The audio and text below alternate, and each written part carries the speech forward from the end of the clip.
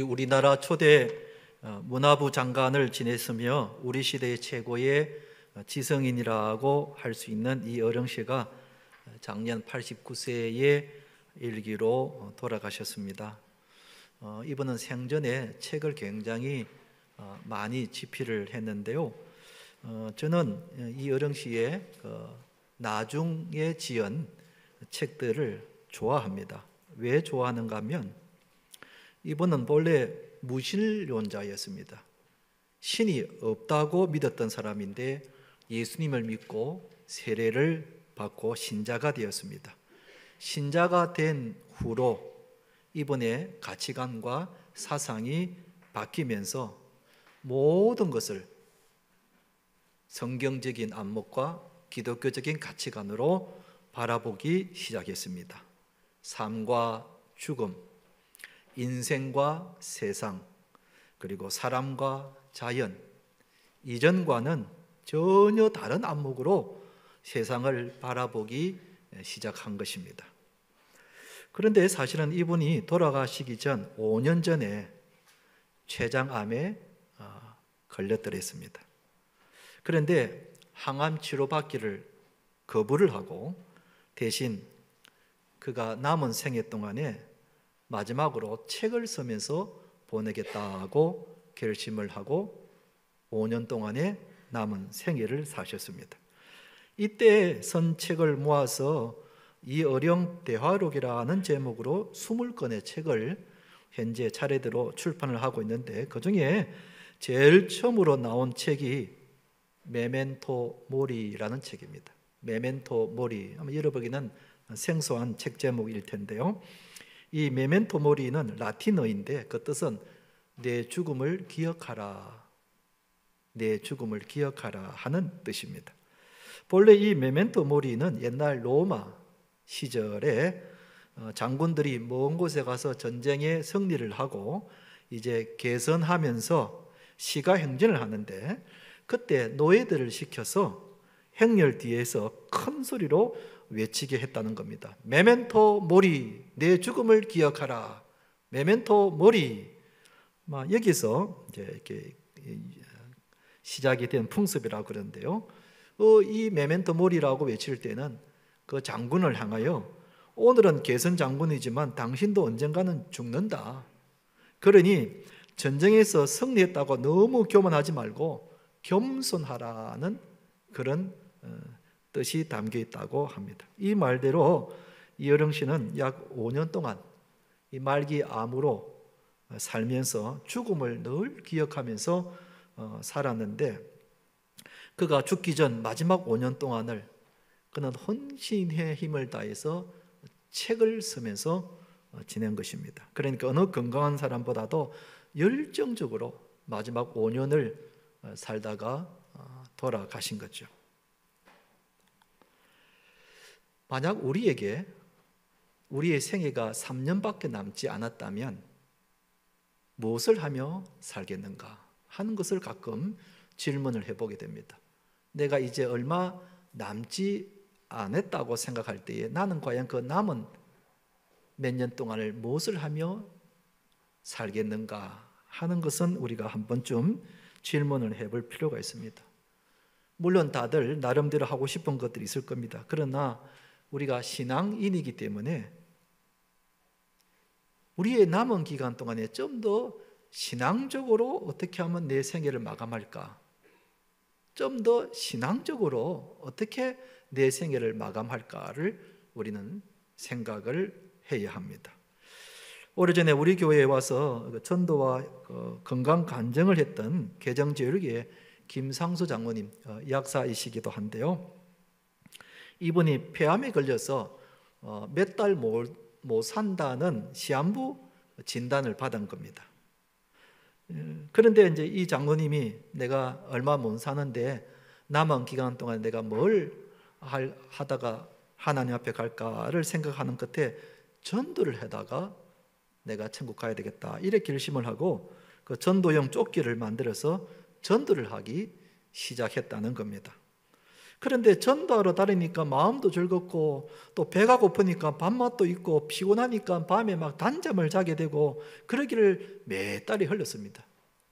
몇 달 못 살 거라고 그랬는데 다시 병원에 가서 진단 검사를 해보니까 놀랍게도 이 폐암이 사라졌다는 겁니다. 참 기적 같은 일이 일어난 겁니다. 오히려 더 건강해져서 전도도 더 열심히 하게 되고 그리고 간정도 열심히 하러 다녔는데 그 점에 이제 우리 교회와 연결이 되어서 와서 간증을 하게 되었더란 겁니다. 이분은 죽기 전에 어떻게 하면 내가 신앙적으로 살다가 죽을까를 생각을 하면서 전도를 열심히 하다가 돌아가신 겁니다. 그럼 우리 예수님은 남은 마지막 3년의 생애를 무엇을 하시며 사셨을까? 오늘 읽은 본문은 예수님께서 마지막 남은 3년의 기간 동안에 무엇으로 시작하셨는지를 소개해 놓은 본문입니다. 그러면서 우리도 예수님처럼 이런 것을 행하며 살아야 된다고 말씀하십니다. 그래서 오늘 설교 제목이 우리도 예수님처럼 행합시다 하는 제목입니다. 한번 따라 합시다. 우리도 예수님처럼 행합시다. 사랑하는 성도 여러분, 오늘 이 말씀을 통해서 우리의 남은 생애를 우리도 예수님처럼 행하시면서 사시는 우리 성도님들 되시기를 주님의 이름으로 축원드립니다. 첫째는 우리가 예수님처럼 행하며 살기 위해서 무엇을 해야 되는가? 첫째는 영혼을 구원하는 일을 해야 된다는 것입니다. 예수님이 남은 3년의 생애 중에서 제일 먼저 무엇을 하셨는가? 18절, 19절에 이렇게 나와 있습니다. 갈릴리 해변에 다니시다가 두 형제 곧 베드로라 하는 시몬과 그의 형제 안드레가 바다에 그물 던지는 것을 보시니 그들은 어부라 말씀하시되 나를 따라오라 내가 너희를 사람을 낚는 어부가 되게 하리라 하시니 그랬습니다. 예수님은 갈릴리에서 물고기를 잡던 베드로와 그의 형제 안드레를 부르셔서 사람 낚는 어부가 되게 하셨다는 것입니다. 사람을 낚는 어부란 무슨 뜻인가? 이 말은 바다에서 고기를 건져 올리는 것 같이 세상에서 영혼을 건져 올린다는 그런 뜻입니다. 당시 많은 유대인들이 인생의 의미를 모른 채 방황하며 살아가고 있었습니다. 그런데 예수님을 따라가면 이런 죄와 절망 가운데 있는 사람들을 마치 고기를 잡듯이 그렇게 건져 올리게 될 것이다는 그런 뜻이었습니다. 그런데 베드로와 안드레가 이 예수님의 말씀이 무슨 뜻인지를 알아들었습니다. 그래서 이들은 그물을 버려두고 예수님을 따라갔습니다. 그물은 그들에게 있어서 생계 수단이었습니다. 그런데도 이것을 버리고 예수님을 따라간 것은 자신들이 갈릴리 바다에서 고기를 잡는 것보다 세상에 나가서 영혼을 건지는 일이 더 귀한 일이라는 것을 알게 되었다는 것입니다. 그러다가 조금 더 가시다가 또 다른 두 형제 야고보와 요한을 또한 부르셨습니다. 21절, 22절 그 내용입니다. 거기서 더 가시다가 다른 두 형제 곧 세베대의 아들 야고보와 그의 형제 요한이 그의 아버지 세베대와 함께 배에서 그물 깁는 것을 보시고 부르시니 그들이 곧 배와 아버지를 버려두고 예수를 따르니라 그랬습니다. 아마 아버지 세베대는 자신의 두 아들이 자신의 뒤를 이어 어부가 되기를 바랬을 것입니다. 그런데 이들도 예수님의 부르심에 배와 아버지를 버려두고 예수님을 따라갔다 그랬습니다. 이들도 갈릴리 바다에서 평생 고기를 잡는 것보다 세상에 나가서 영혼을 건지는 것이 더 귀한 일이라는 것을 이들도 알았기 때문입니다. 그리고 주님이 우리도 부르셔서 사람 낚는 어부가 되라고 하십니다. 죽어가는 많은 영혼들을 구하는 사람이 되라고 하신단 말입니다. 저는 아직까지 119 구급차를 타보지는 않았습니다만 우리 성도들 가운데는 미국에서 119 구급차를 탄 분들이 여러 분 계십니다. 119 구급대원들은 사람의 목숨을 구하는 일이라면 언제나 어디든지 제쳐놓고 달려갑니다. 이런 분들이 있기 때문에 많은 분들이 죽을 위기에서 생명을 구할 수가 있었습니다. 참으로 가치 있고 보람 있는 그런 일입니다. 이처럼 육신의 생명을 구하는 것도 귀한 일이지만 영혼의 생명을 구하는 것도 더 귀한 일인 것입니다. 그래서 주님은 우리에게 사람 낚는 어부가 되라고 하시면서 죽어가는 영혼을 구원하라고 말씀하십니다. 죽어가는 영혼을 구하는 일이야말로 가장 신앙적이고 가장 가치 있는 일이기 때문에 그렇습니다. 아까 서두에 말씀드린 이 어령신 원래 무신론자라고 그랬습니다. 자신이 하나님이 없다고 믿었을 뿐만 아니라 가는 데마다 하나님이 없다고 강의를 한 사람입니다. 그런데 어떻게 해서 예수님을 믿게 되었는가? 자신의 딸이 전도를 한 겁니다. 딸이 암에 걸렸더랬는데 암으로 죽어가는 이 딸이 아버지에게 전도를 한 겁니다. 그래서 이 이여령 씨 아버지가 딸을 살리기 위해서 교회를 나가게 되었습니다.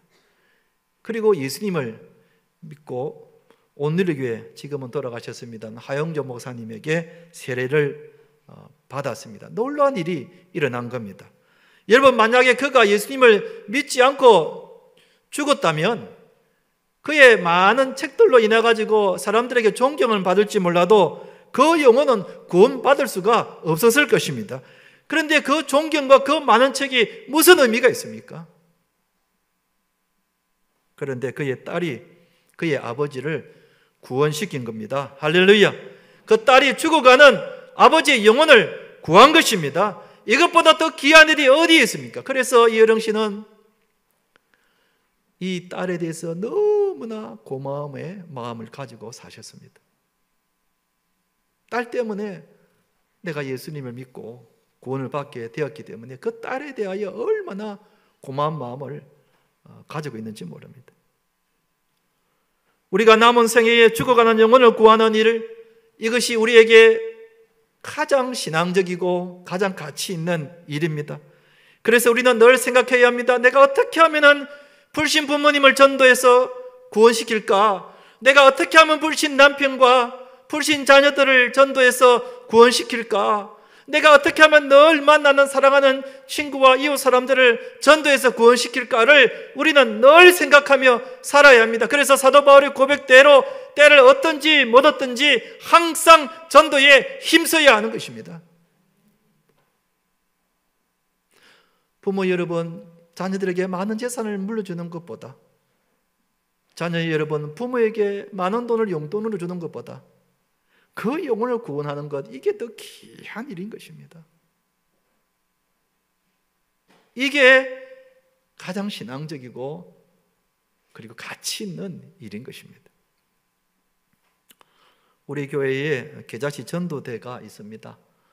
매주 목요일 오후 1시가 되면 40여 명의 성도들이 나와서 전도를 합니다. 여기는 50대, 60대, 70대 성도님들이 계십니다. 계자시 전도대의 특징은 자발적으로 모인다는 것입니다. 누가 헌신해달라고 전도해달라고 그렇게 부탁한 적이 별로 없습니다. 그런데도 자발적으로 매주 목요일 날 1시에 모여서 교회 주일을 전도합니다. 돌아가신 이차성 권사님도 이 계자시 전도대에서 전도하시다가 돌아가셨고, 돌아가신 서영석 장로님도 이 계자시 전도대에서 봉사하시다가 돌아가셨습니다. 참으로 귀한 일을 하시다가 돌아가셨습니다. 한 번은 부산대 지하철역을 막 나오는데 앞에 입구에서 이차성 권사님이 대학생들에게 전도지를 나누면서 뭐라고 이렇게 전도를 하고 계셨습니다. 정손자 같은 대학생들에게 권사님이 전도지를 가지고 전도를 하시는 그 모습이 제 눈에는 얼마나 감동적이고 인상적인지 모릅니다. 지금도 제 머리에 기억이 선합니다. 그러니까 이차성 권사님이나 서영석 장로님은 마지막까지 죽어가는 영혼을 살리는 일이 귀한 일인 줄 알고 그 일을 하다가 돌아가신 겁니다. 세상에서 가장 가치 있고 신앙적인 일을 하신 겁니다. 그렇다면 여러분, 우리도 마찬가지입니다. 우리도 사실은 시한부 인생을 살고 있지 않습니까? 언제 주님이 부르실지, 우리의 남은 날들이 많이 있을지, 얼마 안 남았을지 우리가 알 수는 없지만 분명한 것은 우리 모두가 다 시한부 인생을 살고 있다는 사실입니다. 그렇다면 우리의 남은 생애에 가장 가치 있고 가장 신앙적인 일이라는 것은 죽어가는 영혼을 살리는 것입니다. 예수님도 그런 삶을 사셨고 제자들도 그런 삶을 사셨고 우리의 믿음의 부모님들도 이런 삶을 사시다가 가셨습니다. 이제 우리들도 이런 전도의 삶을 살면서 살아가야 하는 것입니다. 하나님이 이런 자에게 큰 상을 주신다고 말씀하셨습니다. 다니엘서 12장 3절 말씀을 같이 한번 읽어보겠습니다. 시작. 많은 사람을 옳은 대로 돌아오게 한 자는 별과 같이 영원토록 빛나리라 그랬습니다. 할렐루야. 영원 구원하는 사람은 하늘의 별과 같이 영원토록 빛나는 상을 받는다고 말씀하셨습니다. 그만큼 귀한 일이라는 것입니다. 성도 여러분, 지금도 믿지 않는 부모님이 계십니까? 남편이 아직까지 예수를 믿지 않습니까? 내가 배 아파서 낳은 자식 중에 아직까지 예수를 믿지 않는 자녀들이 있습니까? 여러분들이 늘 만나는 친구 중에 예수를 믿지 않는 친구들이 있습니까? 하나님은 우리를 통해서 그들에게 복음이 흘러가서 사람 낚는 어부가 되라고 말씀하십니다. 아멘. 하나님이 우리에게 지금까지 생명 주시고 건강 주시고 물질을 주신 것은 우리를 통하여 그들의 영혼을 구원시키라고 주신 겁니다. 그러므로 우리는 우리의 남은 생애에 이 사람의 영혼을 구하는 이 일에 우선순위를 가지고 시급한 마음을 가지고 그 영혼을 구원해야 될 줄로 믿습니다. 한번 따라 합시다. 영혼을 구원합시다. 영혼을 구원합시다. 사랑하는 성도 여러분, 우리도 예수님처럼 영혼을 구원하는 삶을 살아서 하늘의 별과 같이 빛나는 성도님 되시기를 주님의 이름으로 축원드립니다.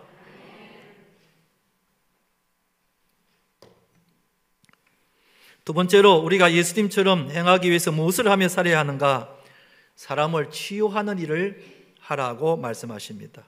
예수님께서 그 다음에 무엇을 하셨는가? 23절에 보면은 예수께서 온 갈릴리에 두루 다니사 그들의 해당에서 가르치시며 천국 복음을 전파하시며 백성 중에 모든 병과 모든 약한 것을 고치시니 그랬습니다.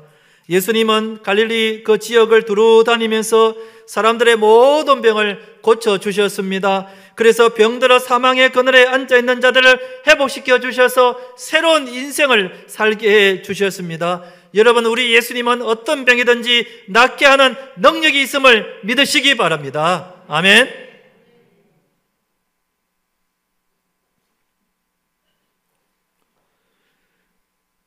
그런데 나중에 제자들에게도 병 고치는 능력을 주셔서 사람들을 고치게 했습니다. 그래서 사복음서와 그리고 사도행전에 보면은 제자들도 나가서 많은 병자들을 고치는 것을 보게 됩니다. 심지어 베드로는 죽은 자도 살리는 그런 놀라운 능력을 행하게 됩니다. 할렐루야. 그런데 주님이 우리도 부르셔서 사람을 치유하라고 말씀하십니다. 물론 우리는 의사가 아니기 때문에 직접 병을 고치지는 못합니다. 그런데 어떻게 우리 보고 사람을 치유하라고 말씀하시는가? 야고보서 5장 15절 16절 말씀은 우리 같이 한번 읽어보도록 하십시다. 시작. 믿음의 기도는 병든 자를 구원하리니 주께서 저를 일으키시리라. 혹시 죄를 범하였을지라도 사함을 받으리라. 그러므로 너희의 죄를 서로 고백하며 병이 낫기를 위하여 서로 기도하라. 의인의 강구는 역사하는 힘이 큼이니라 그랬습니다. 우리는 의사들처럼 병을 고치는 능력은 없지만은 그러나 예수님의 이름으로 기도하면은 예수님이 병을 낫게 해 주시는 것입니다. 아멘. 그렇기 때문에 누가 병들었을 때에 우리는 간절히 기도해 줘야 됩니다. 내가 어떻게 병을 고쳐? 의사도 아닌데. 그런 연약한 마음을 갖지 마시고, 의인의 기도는 병든 자를 일으킨다고 말씀했습니다. 예수님의 이름에 능력이 있는 줄로 믿으시기 바랍니다. 그래서 우리가 예수님의 이름으로 간절히 기도하면은 예수님께서 그 병을 고쳐 주시는 것입니다. 그래서 우리 가족들이 병들었다면은, 우리 성도님들 중에 병든 자가 있다면은 우리는 간절한 마음으로 기도해 주어야 합니다. 저는 가끔 우리 성도들에게 급한 전화를 받을 때가 있습니다. 최근에도 아주 급한 전화를 몇 번 받은 적이 있습니다. 갑자기 아파서 응급실에 왔는데 곧 수술을 하게 되었다는 것입니다. 그래서 목사님 기도해 주십시오. 아주 애절한 마음으로 전화를 합니다. 그러면은 그 전화를 들고 바로 그 자리에서 수술을 위해서, 회복을 위해서 간절히 기도를 해줍니다. 또는 수술 날짜를 받아놓고 이제 병원에 입원을 하기 전에 저를 찾아와서 기도해 달라고 부탁합니다. 그러면 같이 앉아서 손을 잡고 간절한 마음으로 기도를 합니다. 저도 병원에 입원을 한 적이 많이 있어 봤기 때문에 그분들의 심정을 잘 압니다. 얼마나 마음이 불안하고, 얼마나 마음이 두렵고, 또 얼마나 마음이 애절하고, 얼마나 간절한지. 그래서 저의 일로 여기고 간절히 기도해 줍니다. 그러면은 며칠 후에 수술이 잘 되었거나 혹은 건강하게 퇴원을 하게 되었다고 전화를 주십니다. 그러면 목사로서 참 보람을 많이 느끼게 됩니다. 여러분에게 제가 가지고 있는 물품 중 하나를 보여줄 게 있는데요. 이것은 참 낡은 기도 수첩인데요. 이게 저희 교회에 와서 시작했으니까 20년이 된 기도 수첩인데요.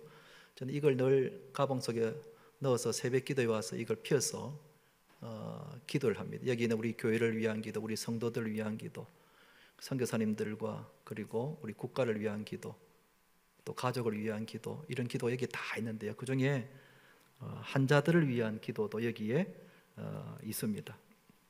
입원할 때마다 그때마다 이걸 쭉 이렇게 적습니다. 어떤 분이 어떤 병으로 언제 어느 병원에 입원을 했거나 혹은 수술을 하게 되었다. 그 다음에 언제 퇴원을 했는지 거기다가 빼곡히 이렇게 적어 나가는데요. 제가 우리 교회에서 제일 처음으로 기도했던 환자가 아마 여러분들도 기억하실 겁니다. 2003년도 7월 10일 날 이춘자 근사님 뇌종양으로 보건병원에 입원을 하고 수술을 받게 되었다는 이야기를 듣고 그때부터 적기 시작했습니다.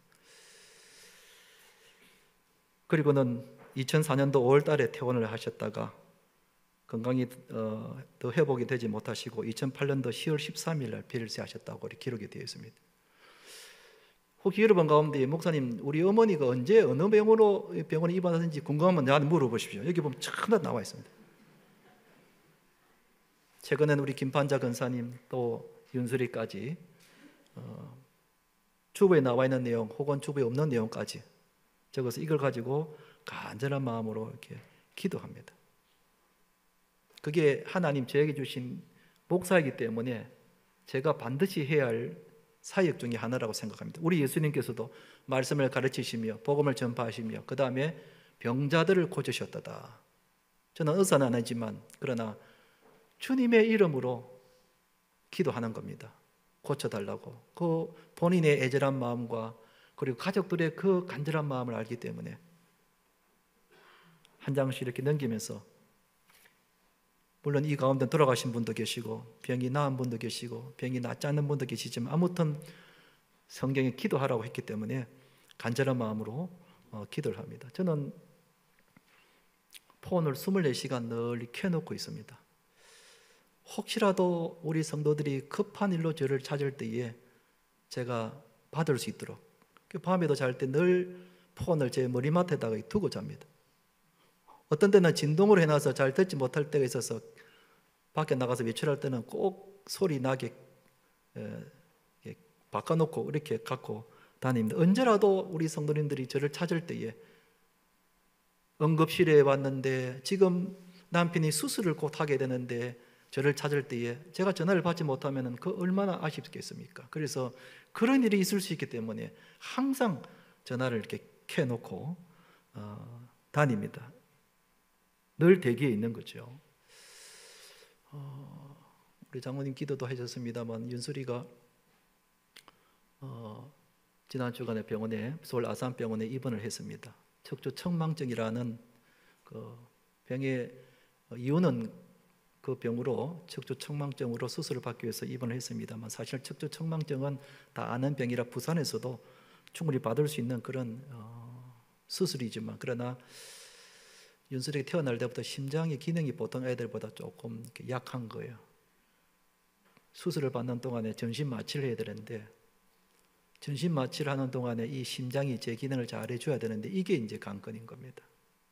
그래서 서울의 아산병원으로 올라가서 수술을 받게 되었습니다. 수술은 잘 되었고 이제 일반 병실로 옮겨져서 회복이 되어서 이제 며칠 후에 내려오게 되는데 그 수술을 앞두고 그리고 수술을 받는 동안에 얼마나 그 오집사님의 마음이 애절하고 간절하고 그 입이 그냥 다 들어가고 그 심정을 제가 아는 거예요. 그래서 전화를 하고 또 결과를 또 중간중간에 또 카톡으로 받고 목사님 이제 마쳤습니다. 뭐 중환자실에 갔습니다. 뭐 피가 많이 와서 지금 수혈을 하고 있습니다. 그 마음이 얼마나 애절한지 여러분 차라리 부모가 내가 아팠으면 싶은데 아이가 아픈 거는 정말 못 견디잖아요. 그 간절한 마음을 우리가 가지고 있어야 된다는 거예요. 여러분 제가 한 번씩 기도 부탁합니다 하고 이제 문자를 보냅니다. 우리 중직자들과 순장들과 또 사랑방 순원들하고 또 전도에 관련된 분들에게 간절한 마음을 기도해. 내 아이라고 생각하고 우리 부모라 생각하고 우리가 수요 기도회 때마다 빠지지 않고 기도하는 것이 선교사를 위한 기도와 환자들을 위한 기도입니다. 저는 이 두 가지는 기도할 때마다 해야 된다. 왜냐하면 그 본인과 그 가족의 심정을 알기 때문에. 영혼 구원하는 것도 중요하지만은 우리가 병든 몸을 치유하는 것도 중요한 일인 거죠. 그래서 주님은 우리 보고 병 낫기를 위하여 기도하라. 그러면은 낫는다고 그랬습니다. 그렇기 때문에 우리가 병 낫기를 위하여 간절히 기도하는 것은 신앙적이고 가치 있는 일입니다. 오늘날 어떤 이상한 목사들이 병 낫기를 위해서 기도할 필요가 없다고 말하는 목사를 보았습니다. 병든 것을 고난이라고 생각하고 기꺼이 고난을 받아야지 병 낫기를 위해서 기도하지 말아야 된다. 여러분 이것은 잘못된 생각입니다. 우리 예수님께서 하신 사역을 보면은 가시는 곳마다 병든 사람을 고치셨습니다. 어떤 때는 해 저물도록 얼마나 많은 환자들이 찾아왔기 때문에 해 저물도록 환자들을 치유하셨고 그리고 오늘 읽은 성경에도 병 낫기를 서로 기도하라 그랬습니다. 그렇기 때문에 우리는 병이 들면은 간절한 마음으로 기도해야 됩니다. 병 낫기를 위하여 기도해야 됩니다. 비상한 마음을 갖고 기도해야 됩니다. 제가 아는 목사님 이야기입니다. 사모님이 난소암에 걸린 겁니다. 그래서 수술을 했는데 그런데 암세포가 사라지지 않는 거예요. 그러면 얼마든지 다른 데로 전이가 될 수 있다는 거 아니겠습니까? 그래서 목사님이 마음에 작정을 하고 매주 수요일마다 금식을 하는 겁니다. 아내의 병 낫기를 위해서 금식하면서 기도를 하는 겁니다. 금식을 하니까 보통의 마음은 아니겠죠. 간절한 마음을 갖고 애절한 마음을 갖고 아내를 위해서 기도를 하는 겁니다. 그런데 병원에서도 신기하게도 이야기하기를 암 종양은 그대로 있는데 다른 데 전이가 되지 않는다는 겁니다. 보통 이런 경우는 다른 데 전이가 되어가지고 나중에는 이제는 손을 쓰지 못하는 처지까지 있게 되는데 아니, 암이 딱 거기에만 있고 다른 데 전이가 안 된다는 겁니다. 그렇죠. 병원에서도 참 이상하다. 아마 그 목사님의 그 간절한 기도 덕분에 그런 건 아닌가. 여러분, 가족 중에 누가 아프면, 남편이 아프면, 아내가 아프면은 병낫기를 위하여 온 가족이 간절한 마음으로 기도해야 됩니다. 때로는 금식하면서, 때로는 새벽에 나와서, 때로는 작정 기도하면서 간절한 마음으로 기도해야 됩니다. 주님의 뜻이면 나을 거고, 주님의 뜻이 아니면 뭐 안 나을 거고. 여러분, 그렇게 마음이 태평양 같습니까? 우리는 병낫기를 위해서 간절하게 기도해야 됩니다. 자녀 여러분, 부모님이 지금 중한 병 가운데 있습니까? 간절한 마음으로 기도해야 됩니다. 부모 여러분, 자녀가 혹은 손주가 지금 중병 가운데 있습니까? 작정하고 간절한 마음으로 기도해야 됩니다. 그럴 때에 주님이 우리 병을 고쳐주시는 것입니다. 아멘. 믿음의 기도는 병든 자를 구원하리니 자리에서 일으키신다고 말씀하신 거예요. 우리가 믿음으로 기도하면은 하나님이 고쳐주시는 겁니다. 그래서 우리는 병낫기를 위해서 기도해야 되는 것입니다. 한번 따라 하겠습니다. 병낫기를 위하여 기도합시다. 이제 말씀을 맺겠습니다. 우리 예수님은 남은 마지막 3년을 영혼을 구원하고 병든 자를 치유하는데 남은 3년을 보내셨습니다. 우리도 예수님처럼 우리의 남은 생애를 영혼을 구원하는 일에, 그리고 사람을 치유하는 일에, 병고침을 위하여 마음을 위로하는 일에 하면서 보내는 것은 신앙적이고 가치 있는 일입니다. 우리를 통하여 더 많은 사람들이 구원을 얻고 치유되어서 하늘의 별과 같이 빛나는 우리 성도님들 되시기를 주님의 이름으로 축원드립니다.